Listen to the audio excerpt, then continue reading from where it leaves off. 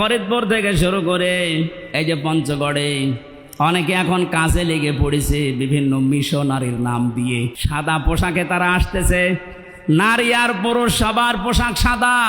ওরা এখন খ্রিস্টান ধর্মের নাম না, ঈসাই ধর্মের নাম দিয়ে মানুষদেরকে ওই ধর্মে নিয়ে যেতে চেষ্টা চালাচ্ছে। এটা বিজয়ের বিপক্ষের অবস্থান। বিজয় আসলে আপনি দেখতে পাবেন দলে দলে মানুষ পালে পালে ইসলামে আসবে, খ্রিস্টান ধর্মে আসবে, হিন্দু ধর্মে আসবে, ইহুদি ধর্মে আসবে। এরকম কোনো কথা আল্লাহ পাক ঘোষণা দেননি। সুতরাং যারা এগুলো করছেন আপনাদের মতলব অন্যদিকে।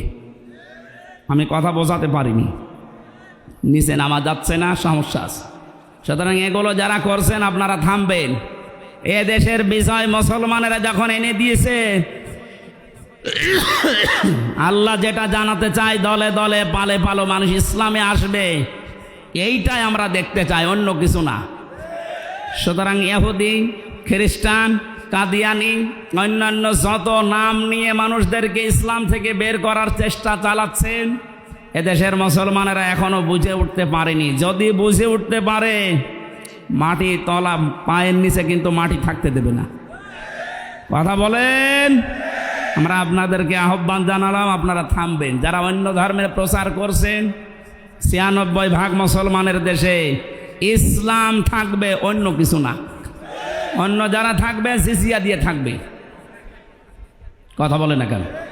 আপনারা যদি বসবাস করতে চান, হ্যাঁ ওয়েলকাম, স্বাগতম জানাচ্ছি, নিরাপত্তা দিয়ে রাখা হবে, কিন্তু নিজেদের ধর্ম ইসলামের উপরে চাপিয়ে দেবেন না।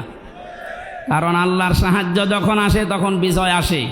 এই আয়াত অনুযায়ী আমরা দেখতে পাচ্ছি বিজয় আসার প্রথম কাজ, মানুষ আসবে ইসলামে। কোথায়? আফওয়াজা শব্দের শাব্দিক অর্থ আলেম যারা আছে জিজ্ঞাসা করেন তো। দলে দলে পালে পালে মানুষ ইসলামে আসবে, এর প্রমাণিত এই যে দিনাজপুরের 10 জন মুসলমান হয়ে গেল।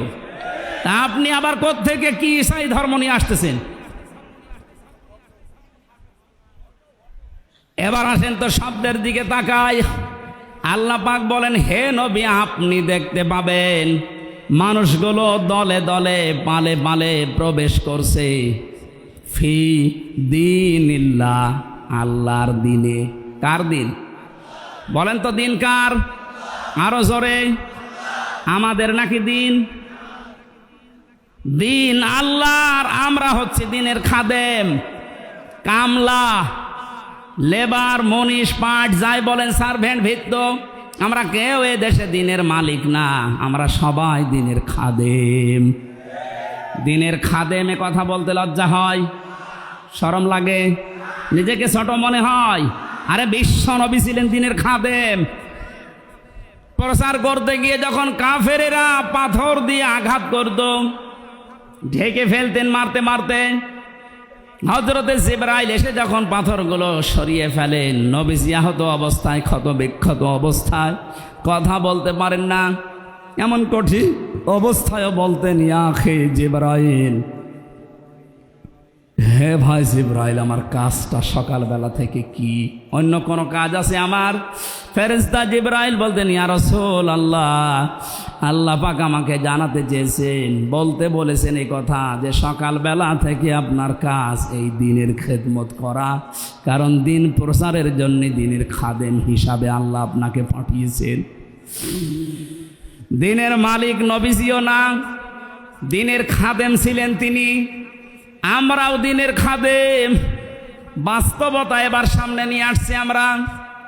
আজ 53 বছরে দিনের খেদমত করছে এদেশের অনেক মুসলমানেরা, চেষ্টা চালাচ্ছে। দিনের খেদমতের যে সমস্ত পর্যায়গুলো আছে, মানুষকে দিনের দিকে নিয়ে আসা, ডাকা, দিনকে আল্লাহর জমিনে কায়েম করা, যে যেভাবে পারছি আমরা চেষ্টা করছি।